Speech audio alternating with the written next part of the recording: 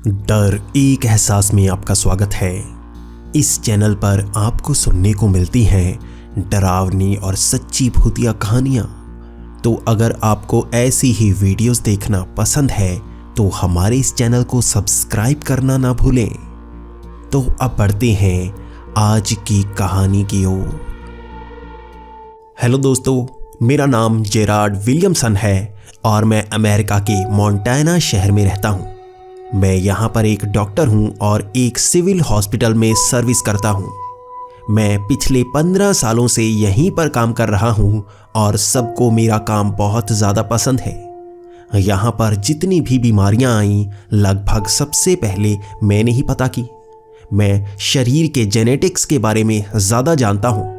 मेरे नंबर्स भी बहुत अच्छे आया करते थे और पूरे अमेरिका में मुझे इस मामले में बेस्ट माना जाता है। मैं इसी तरह काफ़ी सालों से सर्विस कर चुका हूं और बेस्ट केसेस भी मेरे पास ही आए। सरकार के खुफिया केस, ऐसी जगह पर जहां बीमारी फैल चुकी हो मुझे वहीं पर बुलाया जाता है। आम जनता को इसके बारे में ज़्यादा बताया नहीं जाता क्योंकि वो उनको डराना नहीं चाहते। लेकिन 2 साल पहले कुछ ऐसा हुआ जिसने मुझे भी डरा कर रख दिया था। मेरा तबादला मिनीसोटा के एक छोटे से शहर में हो गया था। यहाँ पर मुझे एक खुफिया अस्पताल में काम करना था। मुझे बताया गया था कि यहाँ पर एक बहुत ही गंभीर बीमारी फैल चुकी है जिसके बारे में आम जनता को बताया नहीं जाना चाहिए। मुझे वहाँ जाकर ये पता करना है कि उन लोगों को हो क्या रहा है और मैं कैसे उनको ठीक कर सकता हूँ। मेरे साथ 2 और डॉक्टर बुलाए गए थे, लेकिन मैं उनसे किसी भी तरह की बात नहीं कर सकता था। अमेरिका में कुछ ऐसा ही होता है। खुफिया चीज़ों को इसी तरह से गुप्त रखा जाता है और मैं ये जानता हूँ। मैं पहले भी ऐसे काम कर चुका हूँ। मैंने एक ही हफ्ते में अपना सारा सामान समेटा और मैं उसी अस्पताल में पहुँच गया। लेकिन जब मैं उस जगह पर पहुँचा तो बहुत ज़्यादा हैरान था। वहाँ पर बिल्कुल कोई बिल्डिंग नहीं थी, बिल्कुल सपाट मैदान, जैसे जंगलों में वीरान सी जगह होती है। वहाँ पर हम तीनों खड़े थे और मैं हैरान हुआ वहाँ देखता जा रहा था। मुझे ऐसा लग रहा था जैसे हमारे साथ किसी ने प्रैंक किया हो। लेकिन मुझे वहाँ पर एक गाइड भी मिल गया। उसने गाइड के कपड़े पहने हुए थे, लेकिन मैं जान गया था कि वो एक एजेंट है, सरकारी एजेंट, और हमें उसके साथ ही चलना होगा। वो उस घने से जंगल के अंदर हमें ले जा रहा था। हम भी उसके साथ चले जा रहे थे। हमें चलकर ही अपने बैग उठाकर वहां तक जाना था, जिसके लिए हमें काफ़ी परेशानी का सामना करना पड़ रहा था। लेकिन जंगल के इतने अंदर हमें क्यों जाना पड़ रहा था, मेरा ये सवाल था जिसका जवाब वो नहीं दे रहा था। हम एक ऐसी जगह पर पहुंचे जहां पर चारों तरफ फेंसिंग की गई थी और वहां पर बोर्ड लगाए गए थे कि ये जगह सरकारी है, यहां पर किसी का भी अंदर आना सख्त मना है। मुझे पता है ऐसी जगहों को गुप्त रखा जाता है, लेकिन जब हम उसके अंदर भी पहुंचे तो वहां भी बिल्कुल सपाट मैदान था। कोई भी बिल्डिंग नहीं, कोई छोटी बड़ी इमारत नहीं, सिर्फ सपाट मैदान और वहां पर बहुत सारी झाड़ियाँ और घास। ऐसा लग रहा था कि उस जगह पर पिछले कई सालों से कोई नहीं आया था। हमें वहाँ पर क्या करना था? क्या हमें ऐसी जगह पर ही रहना था? मेरा यह सवाल था जिसका जवाब भी मुझे नहीं मिला। तब हम एक मिट्टी के ढेर की तरफ चलने लगे। हमें वहाँ पर एक छोटी सी गुफा नजर आ रही थी जो नीचे की तरफ जा रही थी, लेकिन वो आगे जाकर बंद थी। हम वहाँ पर पहुँच चुके थे और वो हमारी तरफ देख रहा था। मुझे ऐसा लग रहा था जैसे हमें यहीं पर रहना होगा। एक छोटी सी गुफा में हम कैसे रात बिताएंगे और यहाँ पर हम क्या करेंगे, मैं ये भी जानना चाहता था। लेकिन मेरे सवालों के जवाब नहीं मिलने वाले थे, इसलिए मैं इन सवालों को पूछ नहीं सका। लेकिन उसने एक पत्थर को हटाया जिसके नीचे एक तार वाला रिमोट था। उसमें कुछ बटन को दबाकर उसने उस दरवाजे को खोल दिया। वो गुफा नहीं, एक दरवाज़ा था। उससे सीढ़ियाँ उतरकर हम नीचे पहुंच गए और यहाँ पर पूरी की पूरी अंडरग्राउंड बिल्डिंग थी। यहाँ तो ऐसा लग रहा था जैसे अंडरग्राउंड पूरा का पूरा शहर बसा हो। यहाँ पर लोगों की भीड़ लगी हुई थी और मैं इसे देखकर हैरान था। ऊपर से कोई सोच नहीं सकता कि इसके नीचे इस तरह से गुप्त बिल्डिंग को बनाया गया होगा जो ऊपर की तरफ नहीं बल्कि नीचे की तरफ बनी थी। मैं ये जानना चाहता था कि इसके कितने फ्लोर हैं और ये इतनी ज़्यादा चौड़ी थी कि मैं हैरान हो चुका था। लेकिन मुझे 3rd फ्लोर पर रखा गया था। मैं इसे ग्राउंड फ्लोर की तरह जानता था, यानी कि नीचे की तरफ 3रा फ्लोर। ये और कितने नीचे तक था मैं नहीं जान पाया, क्योंकि लिफ्ट से इससे नीचे किसी को जाने नहीं दिया जाता था। यहाँ पर मैं कई लोगों से मिला। हर किसी का काम अपने ही फ्लोर पर होता था और वो उससे नीचे नहीं जा पाता था। मैं कई लोगों से बात कर चुका था, किसी को अपने ऊपर और नीचे वाले फ्लोर की जानकारी नहीं थी। अगले दिन मुझे उन पेशेंट से मिलना था जो अजीब सी बीमारी से पीड़ित थे। मुझे उनसे बात करनी थी और हमें सूट पहना दिया गया। ये नीचे से लेकर ऊपर तक बंद था और हमें एक कमरे में नहलाया भी गया। सूट पहनकर उसे पूरी तरह से साफ किया गया। उसके बाद हमें उस कमरे में पहुंचाया गया। वहां पर उन लोगों को भी सूट पहनाया गया था। मैं अब थोड़ा सा डर गया था, क्योंकि इन लोगों को ये पता था कि ये बीमारी बहुत बुरी तरह से फैल सकती है। मैं थोड़ा सा घबराया हुआ उस पेशेंट से बात कर रहा था। हर डॉक्टर को उन पेशेंट से अलग अलग मिलने दिया जा रहा था और हमें आपस में भी कोई बात नहीं करनी थी। डॉक्टर्स आपस में कोई बात नहीं करते। मैं यहाँ पर सिर्फ सफाई वालों से ही बात कर पा रहा था। उसके बाद मैंने उस पेशेंट से बात करने की बहुत कोशिश की, लेकिन उसका जवाब हाँ या ना में आता।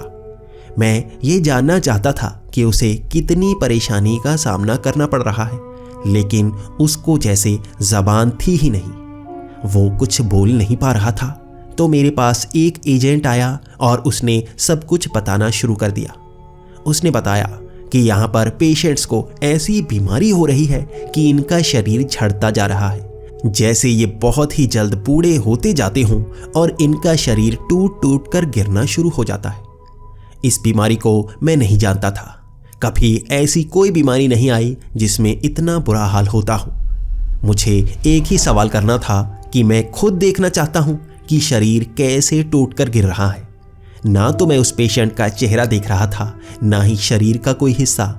उसने भी पूरी तरह से सूट पहना हुआ था और मैं भी थोड़ा सा घबरा रहा था, क्योंकि यहाँ पर कोई गलती हुई तो मुझे भी वो बीमारी हो जाएगी। आखिर ये कैसी बीमारी हो सकती है। मैं उस पेशेंट का एक तरफ से सूट खोल रहा था और उसके बाद उसका हाथ बाहर आया। उसका हाथ देखकर मैं बहुत ज़्यादा घबरा गया था। उसका हाथ बिल्कुल नीला पड़ चुका था और मांस जैसे सड़ चुका था। अंदर से हड्डी भी निकली हुई थी। उसकी एक उंगली पूरी तरह से हड्डी बनी हुई थी, जबकि उसका अंगूठा सूख चुका था। ऐसा शरीर मैंने जिंदगी में कभी नहीं देखा। मैंने जल्दबाजी में उसके अंगूठे को पकड़ा और एजेंट जल्दी से मेरी तरफ आ गया और मुझे रोकने की कोशिश करने लगा, लेकिन उससे पहले मैंने उस पेशेंट का हाथ घुमाने की कोशिश की और उसका अंगूठा टूटकर नीचे गिर गया।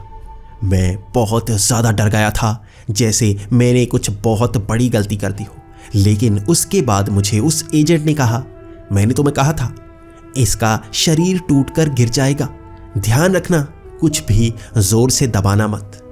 मैंने ये गलती कर दी थी, लेकिन वो अब शांत हो चुका था। लेकिन वो पेशेंट को भी बिल्कुल दर्द नहीं हुआ था, जैसे उसको इसकी आदत हो। उसका शरीर टूट टूट कर नीचे गिर रहा था। मैं ये सोचकर डरने लगा था। उसका अंगूठा मैंने उठाया और जोड़ने की कोशिश की, लेकिन उसमें जैसे कोशिकाएं थी ही नहीं। वो जैसे प्लास्टिक का अंगूठा था।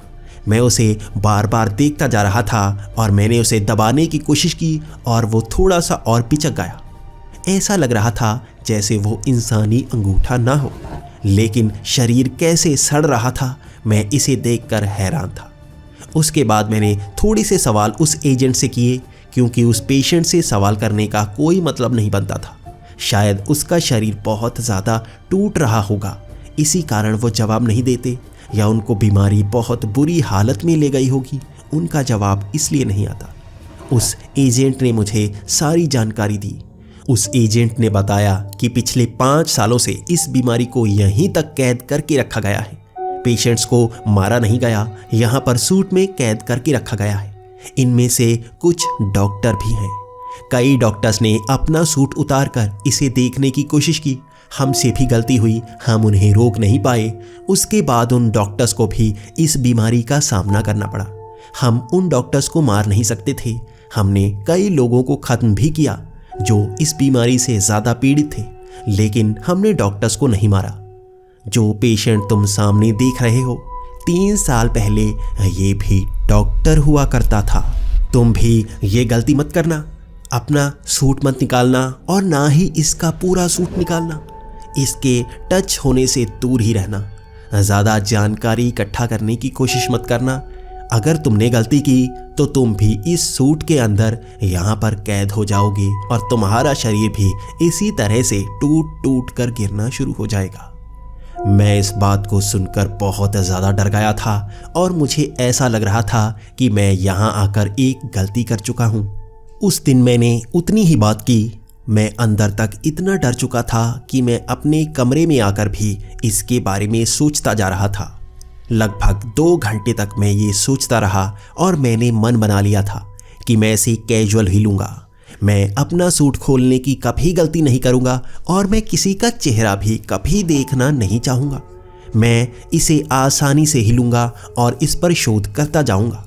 ऐसी बीमारी बहुत खतरनाक हो सकती है। उसके 6 महीने तक मैं अलग अलग पेशेंट से मिला। कोई भी बोलना नहीं चाहता था, लेकिन कुछ पेशेंट्स हिलकर जवाब देते थे। कुछ पेशेंट्स ऐसा लग रहा था ज़्यादा मूवमेंट करते, लेकिन धीरे धीरे उनका शरीर जैसे खराब होता जा रहा था। जिस पेशेंट को मैं सबसे पहले मिला था वो तो कब का मर चुका था। धीरे धीरे सब खत्म होते जा रहे थे, लेकिन यहाँ पेशेंट्स की संख्या बढ़ती जाती। मैं ये जानने की कोशिश करता, आखिर ये पेशेंट्स बढ़ क्यों रहे हैं। यहाँ पर उन्हें सूट पहनाया जाता है। क्या इस सूट से भी वो बीमारी बाहर निकल जाती है? क्या यहाँ पर पेशेंट्स इसी कारण पड़ रहे हैं? इस चीज़ ने एक दिन मुझे बहुत ज़्यादा डरा दिया था और मैंने यहाँ से भागने की कोशिश तक की, क्योंकि मैं इस बीमारी से पीड़ित नहीं होना चाहता था।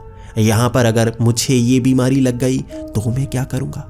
मैं भागकर ऊपर जाना चाहता था, लेकिन गलती से मैं उस लिफ्ट से नीचे पहुँच गया। तब मुझे पता लगा कि यहाँ 110 फ्लोर थे। धरती के नीचे 110 फ्लोर। इतना नीचे तक यहाँ पर बहुत सारी बिल्डिंग बनाई गई थी। यहाँ पूरा का पूरा स्ट्रक्चर अंडरग्राउंड था। यहाँ पर एक मेट्रो भी चलती थी जो यहाँ से बड़े शहर में जाती और वहाँ से ही लोग बैठकर यहाँ पर आते। मुझे उसके बारे में नहीं बताया गया था। मुझे नीचे जाकर इसके बारे में पता चला था, लेकिन मैं पकड़ा भी गया।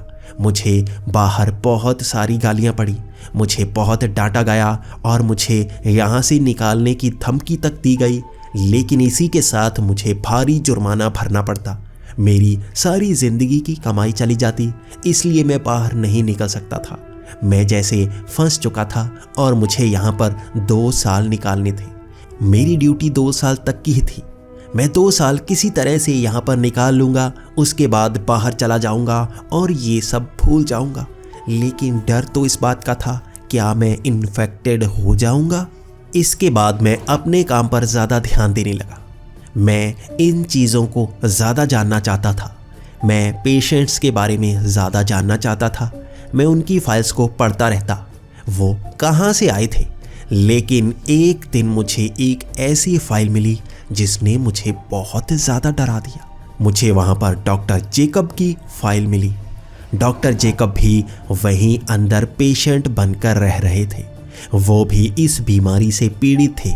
मैं मोंटेना में पहले भी उनसे मिल चुका था, लगभग 7 साल पहले, और आज मैं इतना ज़्यादा डर चुका था कि वो भी इन्फेक्टेड हैं। मैं इसलिए नहीं डरा था कि वो इन्फेक्टेड थे, बल्कि डरा तो मैं इसलिए था कि 5 साल पहले उनकी मौत हो चुकी है। अगर वो 5 साल पहले मर चुके हैं तो इस पेशेंट को ये फाइल क्यों दी गई है? इसे मिस्टर जेकब क्यों बताया गया है? मैं इस सवाल का जवाब ढूंढना चाहता था। मैं उस पेशेंट से मिलना चाहता था। मैं अब उस कमरे में पहुंच गया था। मिस्टर जेकब मेरे सामने बैठे थे। मैं उनसे सवाल करता जा रहा था। मुझे पता था वो जवाब नहीं देंगे, लेकिन मैंने उस एजेंट को बाहर भेज दिया था। मैंने उससे कहा कि तुम बाहर जाकर चाय पी कर आओ, मेरा ये रूटीन का काम है। मैं थोड़े से सवाल इससे पूछूंगा, ये हाँ ना में जवाब दे देगा, ज़्यादा कुछ नहीं होगा, बाद में मैं तुमसे पूछ लूँगा। वैसे भी मैं इसको काफ़ी ज़्यादा देखता आ रहा हूँ। इसके बाद वो एजेंट बाहर चला गया और यहाँ पर कैमरे भी नहीं लगे थे, तो मैं मिस्टर जेकब से सवाल पूछना चाहता था। मैंने सबसे पहले उनको अपनी पूरी जानकारी दे दी कि मैं कौन हूँ और मैं उनसे मिल चुका हूँ। उसके बाद मैंने उनसे वही सवाल पूछे जिसका वो हाँ या ना में जवाब दे सकते हैं।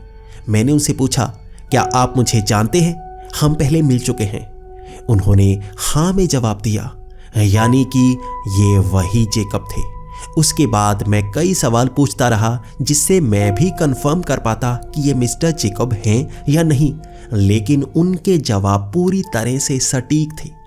लेकिन उसके बाद मैं एक सवाल पूछ रहा था जिसका जवाब मुझे बहुत ज़्यादा डराने वाला था। मैंने उनसे कहा कि 5 साल पहले आपकी मौत की अफवाह उड़ी थी, क्या वो सच्ची थी या झूठी? उन्होंने हाँ में जवाब दिया। मैंने उनसे फिर से सवाल पूछा, क्या 5 साल पहले आप मर चुके हो? मैंने ये सवाल हंसी में पूछा था, लेकिन उनका जवाब हाँ में आया। उनके इन जवाबों ने मुझे और डराना शुरू कर दिया। मैंने उनसे और सवाल पूछे, अगर आप मर चुके हैं तो मेरे सामने आप कैसे बैठे हैं? उसका जवाब उन्होंने नहीं दिया, क्योंकि इस जवाब को हाँ या ना में नहीं दिया जा सकता। मैं भी अब थोड़ा सा घबरा चुका था। मैं ये जानना चाहता था कि वो जिंदा कैसे हैं। अगर वो जिंदा हैं ही नहीं तो वो यहाँ पर कैसे बैठे हैं? मैं वैसे भी 7 महीने में ये जान चुका था कि ये बीमारी बहुत ही अजीब है। मैं सारे टेस्ट कर चुका था ये किस तरह से फैल सकती है। इसकी कोई भी कोशिका बाहर नहीं निकलती, ना ही ये रेस्पिरेटरी इन्फेक्शन है जो एक बंदे से दूसरे बंदे तक पहुंच पाए। ये बीमारी फैलती कैसे है मैं समझ नहीं पाया था, लेकिन मैं इतना जान गया था इस बीमारी को फैलाया नहीं जा सकता। ये बीमारी अंदर से ही पैदा हो सकती है। मैंने जल्दी से मिस्टर जेकब का वो सूट खोलने की कोशिश की। मैंने उनका हाथ बाहर निकाला तो वो भी झड़ने लायक हो चुका था, जैसे किसी मुर्दे का हाथ हो। मैंने तेजी से उनका सर का मास्क भी उतार दिया और उनका चेहरा देखकर मैं घबरा सा गया था। वो जिंदा लाश के समान थे। उनके मुंह को जैसे तार से सिया गया था। उनको मुंह खोलने की इजाज़त ही नहीं थी, इसलिए उनके मुंह को बंद किया गया था। इसके बाद बाहर से चलने की आवाज़ आ रही थी। ये वही एजेंट था जो कमरे के अंदर आने की कोशिश कर रहा था। मैंने जल्दी से मिस्टर जेकब को वो सूट पहना दिया और उसकी जिप जल्दी से बंद कर दी। अभी वो एजेंट अंदर आ चुका था। हम दोनों एक दूसरे की तरफ देखे जा रहे थे।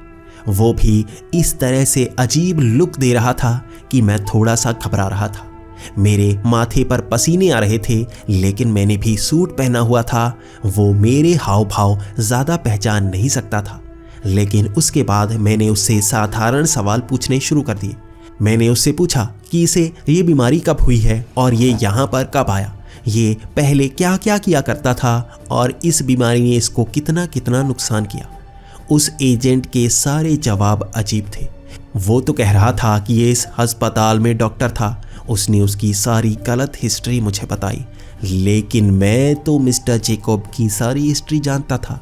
यानी यहाँ पर हर पेशेंट के बारे में झूठ बताया जा रहा था। ये कैसे इन्फेक्टेड हो रहे थे, ये भी बहुत ही अजीब सा सवाल था। अगर मरे हुए इंसान को यहाँ पर इन्फेक्टेड किया जा रहा था तो ये अजीब बात थी। इसके बाद मैं अपने कमरे में आ गया। अपने कमरे में मैं सोचता जा रहा था कि यहाँ पर क्या हो सकता है। ये कुछ मेरी सोच से भी आगे की घटना हो रही थी। मैं अब ये तो जान गया था कि यहाँ पर मुझे बीमारी खत्म करने या उसे पहचानने के लिए नहीं बुलाया गया है। मुझे इनके शरीर को ठीक करने के लिए बुलाया गया है। मुझे हर उपकरण वही दिया गया था। मुझ पर इस बात का ज़्यादा ध्यान दिया जा रहा था कि मैं इस बीमारी को दूर कर पाऊँ, जो कि असल में बीमारी नहीं थी। इनके शरीर सड़ रहे थे। यकीनन ये मुर्दे हो सकते हैं, लेकिन मुर्दे जिंदा होकर सामने कैसे बैठे हैं, ये सवाल मेरे दिमाग में घूमता जा रहा था। उनका शरीर बिल्कुल वैसे ही सड़ रहा था जैसे किसी मुर्दे का सड़ता है, लेकिन यहाँ पर मुर्दे जिंदा होकर कैसे बैठे हैं, इसका जवाब मुझे मिस्टर जेकब ही दे सकते थे। आज मुझे मिस्टर जेकब से सवाल करने ही थे, लेकिन उस एजेंट के होते हुए मैं मिस्टर जेकब से सवाल नहीं कर सकता था। मैं रात के अंधेरे में अपना पूरा सूट पहनकर दोबारा से मिस्टर जेकब के कमरे में पहुंच गया। वो भी मुझे देखकर हैरान था। उसने सूट नहीं पहन रखा था।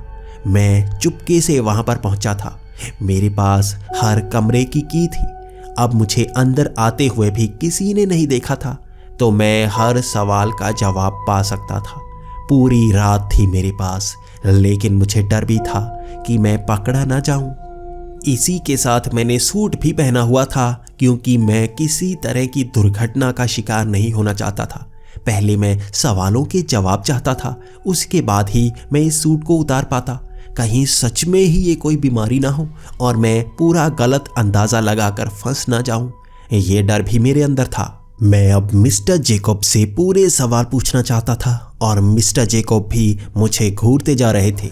उनके मुंह पर टांके लगे थे जिसे मुझे खोलना था, और मुझे उन टांकों को इस तरह से खोलना था ताकि मैं दोबारा भी उन्हें लगा पाता।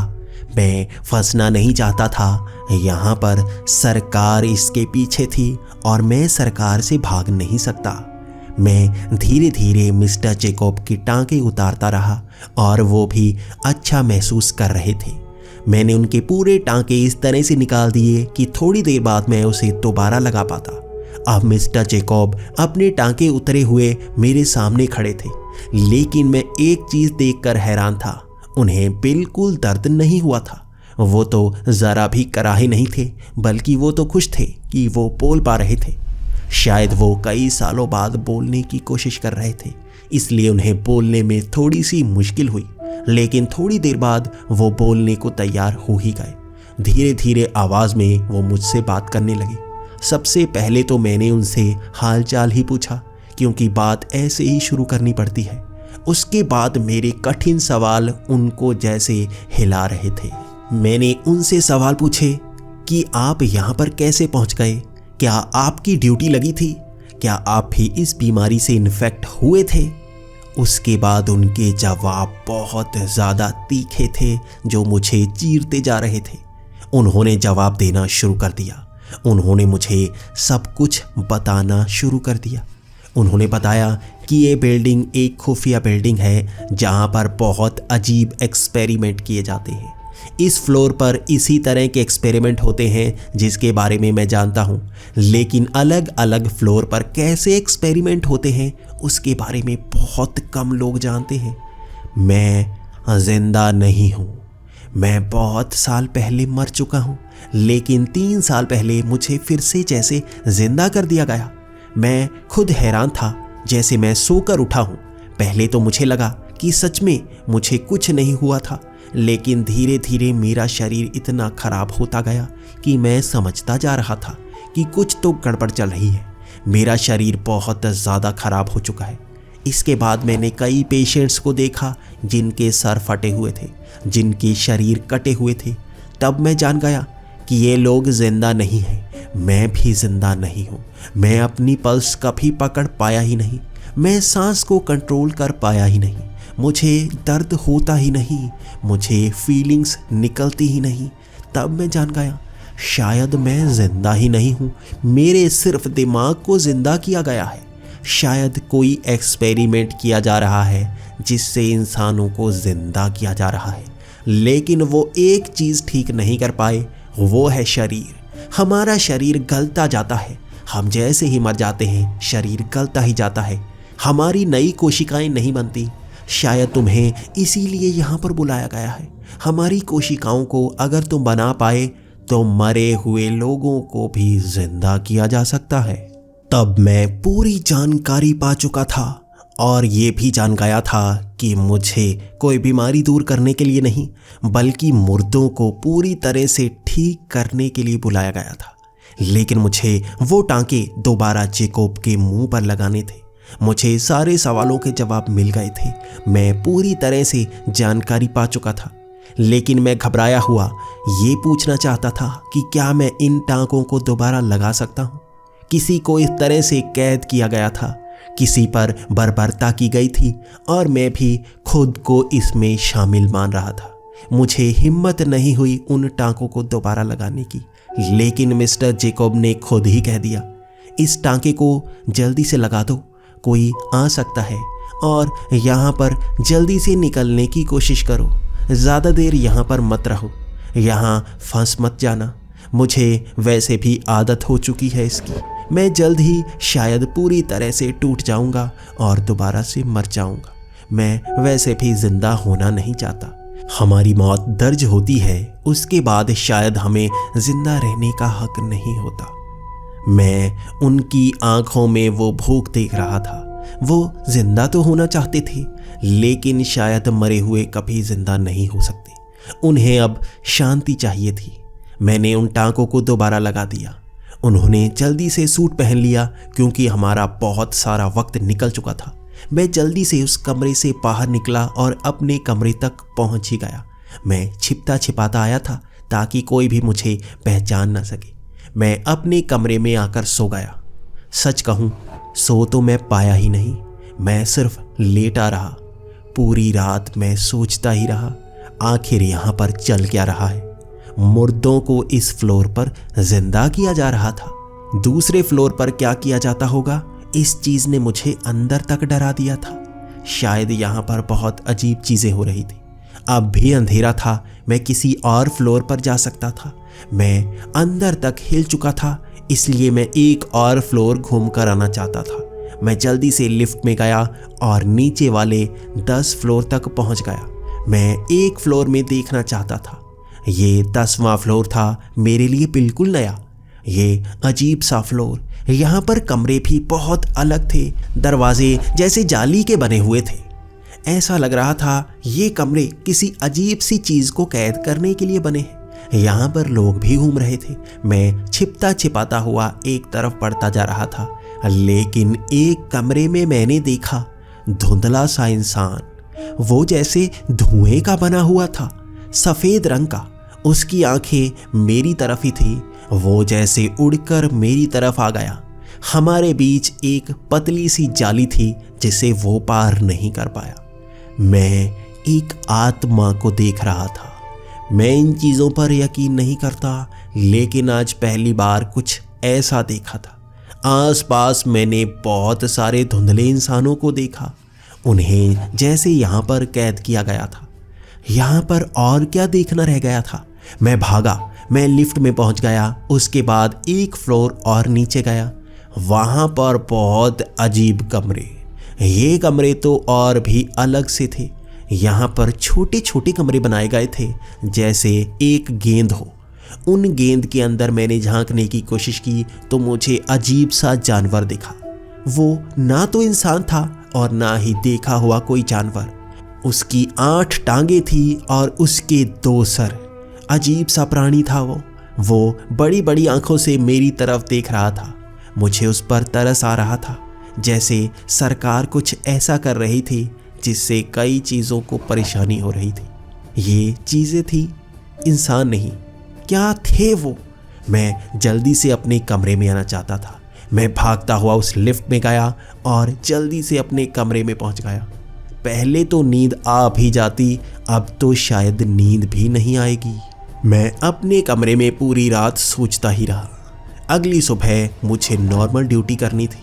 फिर से मिस्टर जेकोब से सवाल पूछने थे। मिस्टर जेकोब भी मेरे सामने बैठा रात की बातों को शायद याद कर रहा था। मैंने भी इधर उधर के सवाल पूछे, थोड़ी सी जांच की। उसके बाद मैं लैब में चला गया। लैब में भी शरीर के हिस्सों को मैं जांचता रहा। मैं ये जान गया था ये बीमारी नहीं है, ये सड़े हुए शरीर के हिस्से हैं। मैंने पूरे 2 साल तक कोशिश की कि कैसे कोशिकाओं को दोबारा बनाया जा सके, लेकिन सच में कोशिकाओं को दोबारा नहीं बनाया जा सकता। शायद ये कुदरत के हाथ में है जिसे इंसान बदल नहीं सकते। मेरी ड्यूटी पूरी हो गई थी और मैं वहाँ से निकल ही गया, लेकिन मुझे एक पेपर्स पर साइन करने थे कि मैं इन चीज़ों को बाहर नहीं लाऊंगा। अंदर मैंने जो भी देखा है, जिस भी बीमारी को देखा है, बाहर किसी को उसकी जानकारी नहीं होनी चाहिए। मैंने साइन कर दिए। मैं सरकार से उलझना नहीं चाहता था, क्योंकि सरकारी एजेंसीज मुझे दुनिया के हर कोने से ढूंढ लेंगे। ये ऐसी चीज़ों पर एक्सपेरिमेंट करते हैं, पता नहीं इनकी तकनीक कितनी आगे बढ़ चुकी होगी। लेकिन वहाँ से निकलने के बाद मुझे जैसे सांस आई। बाहर की दुनिया अब मैं ज़्यादा एंजॉय करता हूँ। मैं जानता हूँ किस तरह के एक्सपेरिमेंट सरकारें करती हैं, लेकिन मैं दोबारा वहाँ पर ज़रूर जाना चाहता हूँ। मैं पूरी जानकारी पाना चाहता हूँ। आखिर पूरे फ्लोर्स पर क्या होता है, हम कैसी कैसी तकनीक को अपना चुके हैं, जान चुके हैं।